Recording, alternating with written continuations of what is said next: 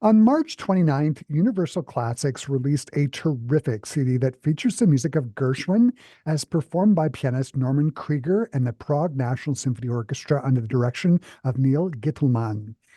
Featuring Gershwin's iconic Rhapsody in Blue, his piano concerto, and the three preludes, this is a CD that celebrates Gershwin in all his glory, which is particularly fitting considering that 2024 marks the 100th anniversary of the composition of his Rhapsody in Blue.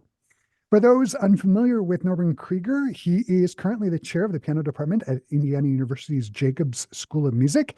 He has performed as soloist with the majority of the major orchestras across the United States, including the Chicago Symphony Orchestra, the New York Philharmonic, the Cincinnati Symphony, the Los Angeles Philharmonic.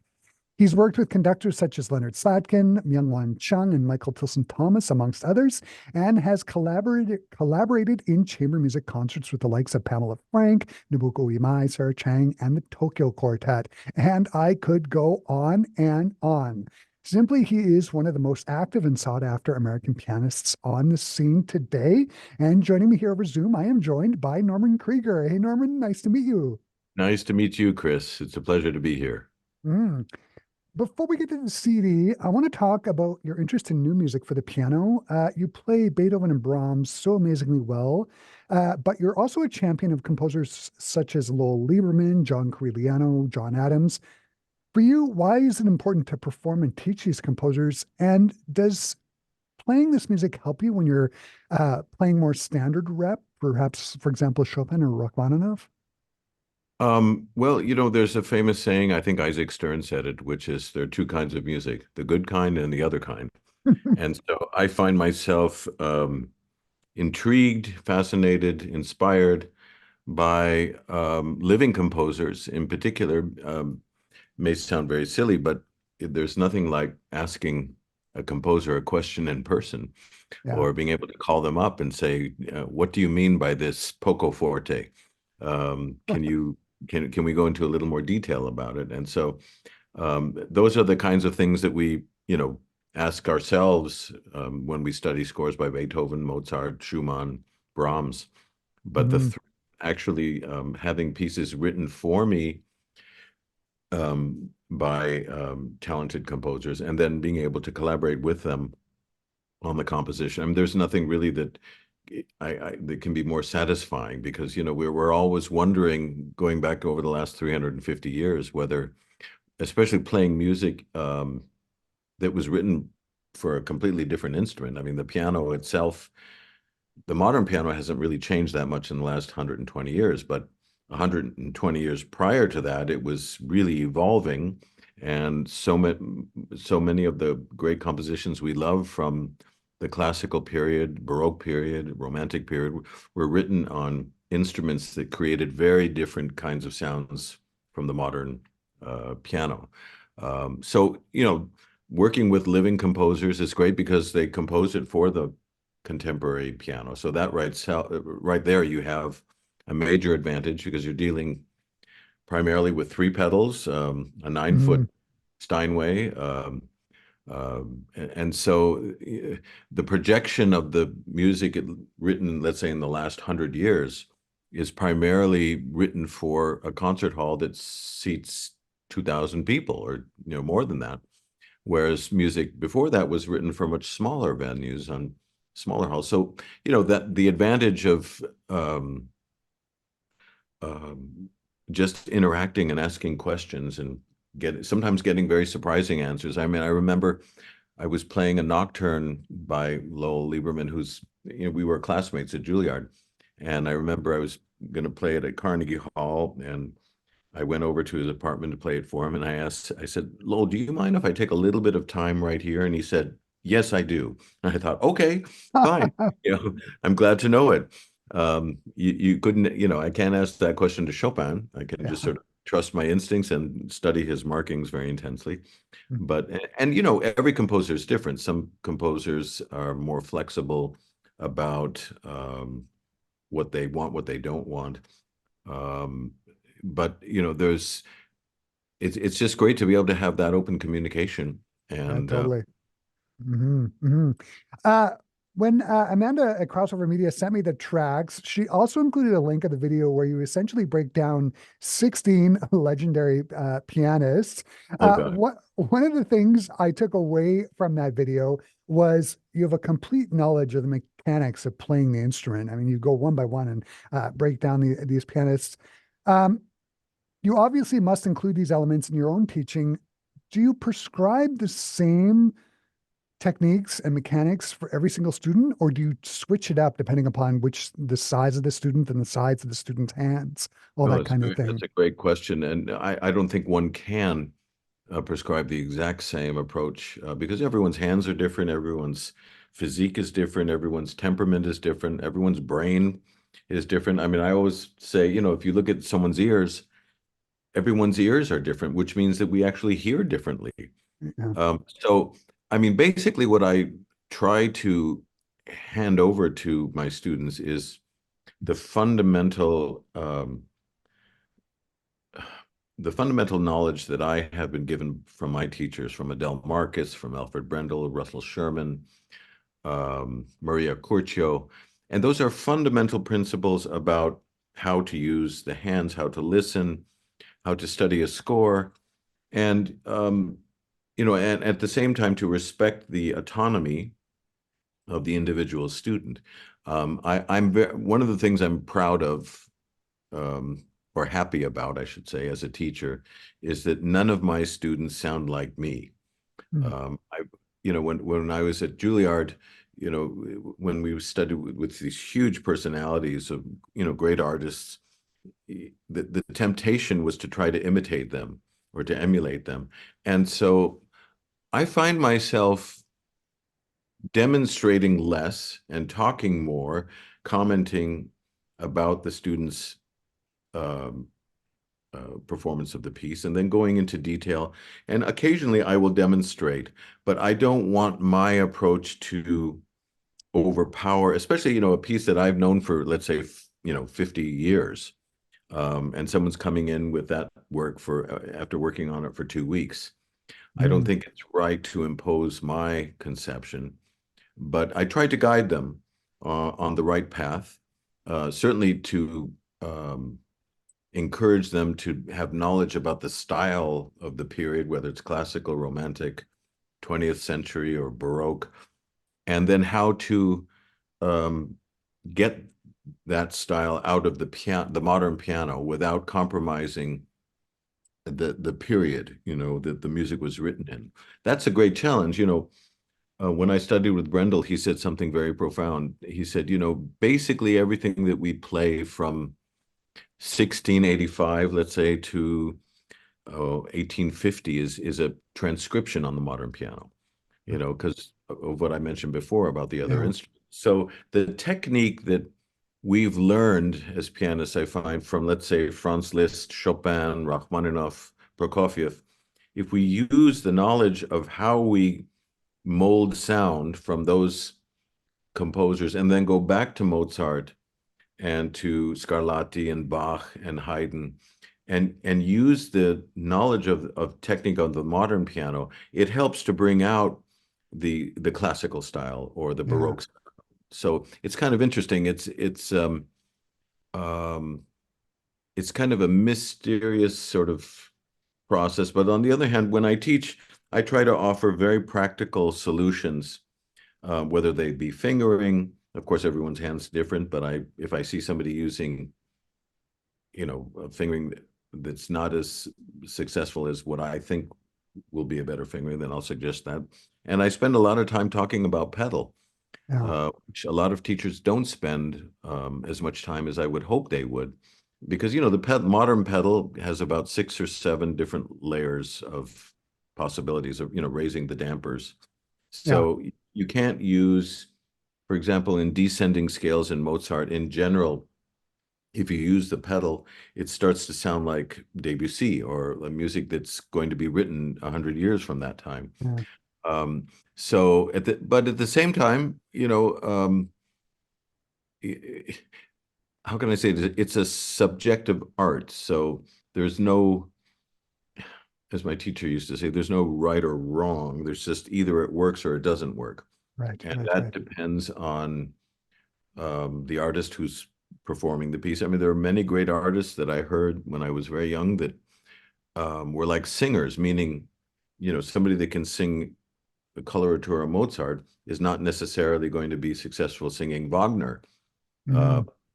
or I think pianists are the same way. You get certain pianists that have an affinity for Mozart, for Beethoven, Schubert, and then you get pianists that have an affinity for Liszt, for Rachmaninoff, for Brahms, or more romantic Right. kind of music. So as a teacher, I try to identify with each individual student where I think the word in vocal studies is called Fach, or where their voice belongs. Right.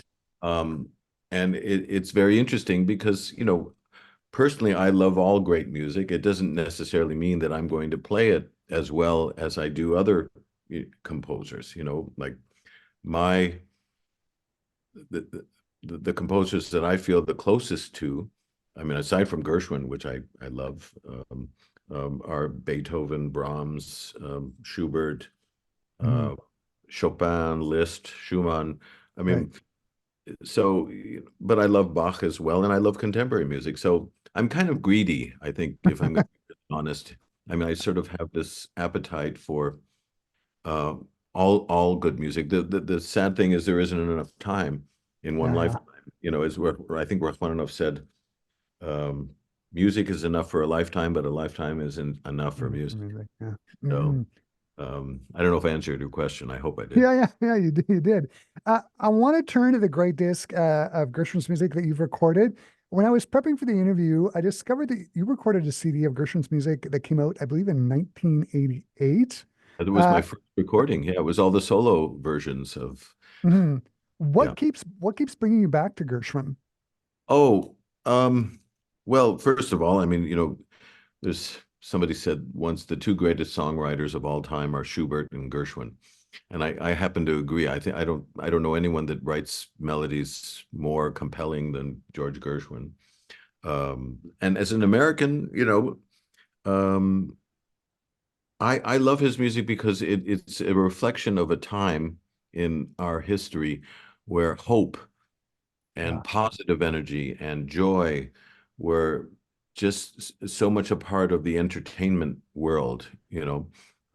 Yeah, I guess true, there was Nosferatu in the beginning of black and white film, but when you look at the Broadway shows that, Fred Astaire, Ginger Rogers, Gene Kelly, I mean, all these wonderful dancers, singers from the 1930s, 40s, etc. There was something uplifting, enriching, and I find um, that's why I love to play Gershwin's music because it really is a reflection, I think, of um, the best part of human nature. yeah, Um, totally. yeah, Hmm. I mean, so Hmm. many of his pieces, they just immediately are accessible, to a listener. And plus his use of rhythm. I mean, his fascination, no pun intended, with rhythm is really quite unique. And he was always trying to become more educated in the classical tradition. Um, and I find it extraordinary. You mentioned Rhapsody in Blue being 100 years old this year. Next year, the Concerto in F will be 100 Yeah, years old. that's right. Yeah, yeah, yeah. And to see how he progressed as a composer, just in terms of orchestration, he didn't orchestrate Rhapsody in Blue. It Right. was orchestrated by Freddie Very Goffey, good and for then you. Yeah, the original version was a band version, which I've played it, and it's a lot of fun. But the Concerto in F is all Gershwin's orchestration, yeah, yeah, yeah. and it's quite something. I mean, there, you know, How does it differ from the Freddie Groffet? Like how would you like? Oh, well, the original band version is quite lean, and I Yeah, mean, the amount of time you would take with the Groffet version, you have more room to play slower in certain areas and take more time, just because the orchestration is so thick and so rich. The band version, it's well, very 20s, yeah, meaning, well, you Paul know, Whiteman band, right? And written for yeah. that, small jazz band. Yeah, And I'll never forget when I played the Rhapsody in Blue with Michael Tilson Thomas when he was in Buffalo, and it came to the first after the first big solo piano cadenza part, the orchestra comes in, yum, right, and so that's how you usually hear it with the Gros. But Michael was determined to capture that 1920s feel of the band, and he literally came in, yum, and I thought, what? But now looking back, I understand why he chose that tempo, Mm, because music written at that time was not sentimental. It had sentiment, but it was more about the presentation of the music than the interpretation. right. Sort of similar to French music, if you listen to great Ravel or Debussy, the most compelling performances are the ones that are sort of presented with refined technique and color and sound, but not so much manipulation of time or dynamics to the point where it stretches the score out of shape. And I think Yeah. Gershwin kind of suffered for many years with, interpreters really milking phrases and just distorting tempos and what have you. But I think that period in American history, if you look at, film, I mean, just dance. If you look at Fred Astaire dance, I mean, he's like a vessel for the Yeah. message. It's Yeah. not about him. It's about the art. And I find that Gershwin's music shines in a way when you get out of the way and you just let the music sizzle, speak, and sing. Has your interpretation changed since 1988? Would you think? Would you say? I think it has. I think as I've grown and I've studied more music written around that time by other composers like Ravel and Stravinsky, Copland, even Bernstein. I find that um, how can I say it? Less is more, if you know what I mean. It's like a great actor that can deliver a line without, this Sturm und Drang and, stretching things out to the point where you don't know where the pulse is, And so the older I get, the more I just try to capture the I hate to use the word simplicity, but there's a Yeah. directness. It's a um, but you could say the same thing about Mozart, Yeah. It's very, or even Chopin. The yes. great Chopin players don't push and pull with rubato to the point where the piece is unrecognizable. And I think Gershwin's music shines when you don't get in the way. Not that Yeah. I don't feel passionate about the music when I'm playing it. I just try to um, I don't know how to say it really. It's just I just find myself smiling inside, and I don't feel that I have to get in the way of the music. The Mhm. music is strong. I try to play with a singing tone, with good rhythm, balance between my hands, and that's about it. So Because the music is so strong. it sort of leads me to the question. You obviously have to practice this stuff. Is there one thing that you keep having to work on when you're rehearsing when you're playing Gershwin? Like, is it rhythm? Is it bringing Oh, out that's a great question. colors? Well, no, I mean, I have to practice. I mean, Yeah. no matter how many times I played these pieces, I still have to practice slowly and um, not take any technical passage for granted. Because, as you age, your hands change, your physiology, changes. And so you have to adapt. The piano doesn't really change that much. The distance of the keys are the same. But yeah, I mean, you can never be, how can I say it, satisfied or settled really in any music, I don't think. I think music is constantly uh, in motion. That's why we love live concerts, Yeah. and Right.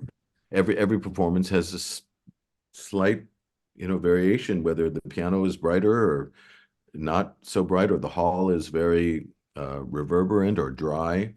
Depends on the orchestra, depends on a lot of different things. So practice is definitely something that I do when it's about keeping things alive. And I always tell my students every performance you give has to be a first performance of Right. that piece. And so, I always warn them, like, if you get to play on a subscription series with an orchestra and there's three concerts, beware of the second concert, especially if the first one goes really well. I Yeah, mean, because it's in the second concert where you might be tired from the night before and you have to pay more attention. And, every performance really has to be like the first time. totally. So, and I think in the end, when it comes to the Concerto in F, the Rhapsody in Blue, or the Second Rhapsody, or the Variations on I Got Rhythm, I've never gotten tired of playing them, and I probably played the Concerto in F, I don't know, over 100 times with Wow. different orchestras in my life. And every time I play it, I learn something new, and That's it's invigorating. fantastic. Yeah. Mhm. The CD is just great. Can you talk about the recording sessions? When did they take place? And what was it like working with the Prague National Symphony Orchestra? And can you talk about your friendship with Neil Gittleman? Yeah, of course. Well, we did this before the pandemic, and then everything shut down, of course, as you know. And I'm was happy that we finally were able to release it.